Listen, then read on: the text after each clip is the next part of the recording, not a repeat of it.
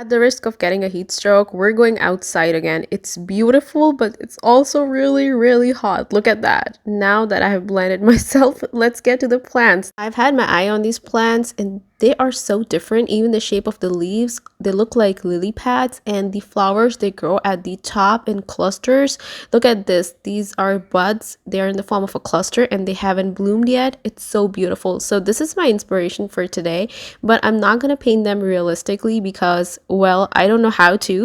I'm gonna go back inside now. I took a picture and we're back inside. It was really hot.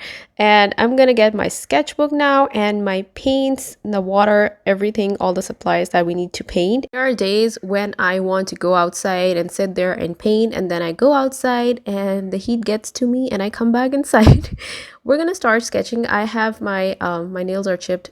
They're ugly, don't look at them. Anyways, I'm gonna do a very loose sketch. I have the reference photo in front of me on the tablet, and I'm gonna do a very loose sketch, and this sketch is not going to look anything like what we saw outside because I don't paint realistically, one thing, and the other thing is I just wanted to take inspiration and not paint the exact same thing. So I did two pots. One is bigger than the other, which I think makes the whole thing more interesting and gives you more variations. So when you take inspiration from something, you can always change the size and the colors. I changed the colors of the pots too. I decided one will be pink and the other will be blue.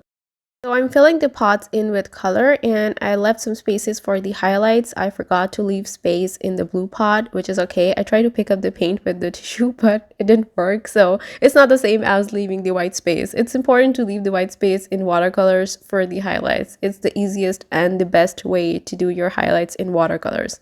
Anyways, and also I added some more pigment to one side of the pot, to the right sides of both pots to make them look more dimensional.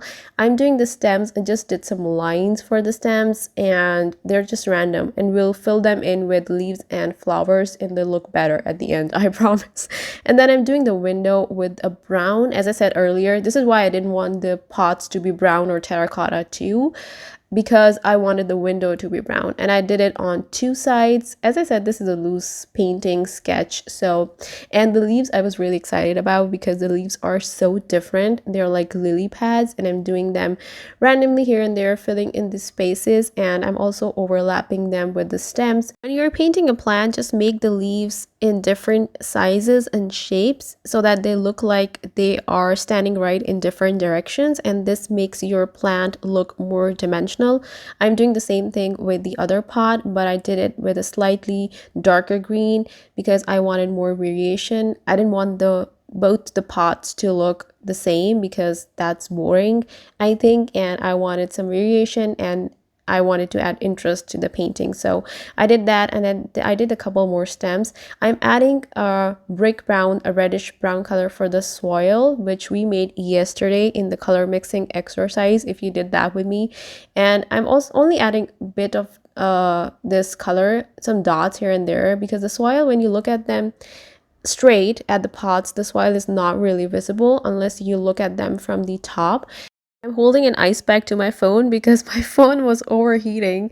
It was so hot.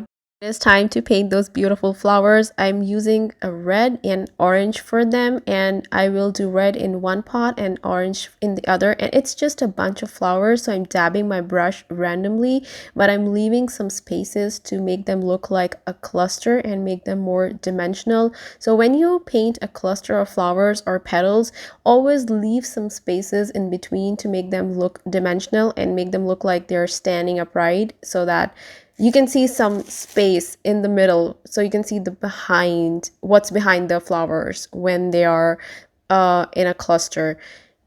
I don't know if I explained this right, but anyways, I did the same thing with orange in the other pot. I also added some flowers in between the leaves. The flowers, there were no flowers in the reference photo in between the leaves. They were just at the top. But as I said, this is just an inspiration for me. But if you want to paint the exact same thing, you can. You can do whatever you want and whatever makes you happy. And I also added some green in between the flowers to give it more interest. For the windowsill, since I'm doing everything so loose and I didn't want to make any rigid lines in this painting, I just did a grayish color for the window for the top, and then I brought it down to the brown and kind of wiggled my brush to blend both of these together. And then I'm defining the windowsill again and letting it dry. Once it's dry, I'm really excited about this part too because we're using colored pencils for details. And if you use colored pencils for your paintings, you know, for the details, you know how they bring everything to life. The pen details, the pointer, or colored pencils. I love doing this. I'm defining the windowsill first to make it look more dimensional so that it looks like the pots are actually sitting on the sill. And then I'm doing these lines and they represent a shadow, which will make it look more lifelike. And once it's done, you will see how much it changes the whole thing. You see how much it defined the whole window. You don't have to do the lines. You can do whatever you want. You can just color in the windowsill with a brown or even any other different color that you chose. And then I am outlining the pots with the same color as the paint. I'm also adding shadows, just coloring in one side of the pot to add more shadow and making it look more dimensional. I think the blue pot was a lot more loose and needed more defining, so I'm working on it a bit more and really defining the edges, and then I'm coloring it in on one side again to make it look more dimensional. You see how much of a difference that makes.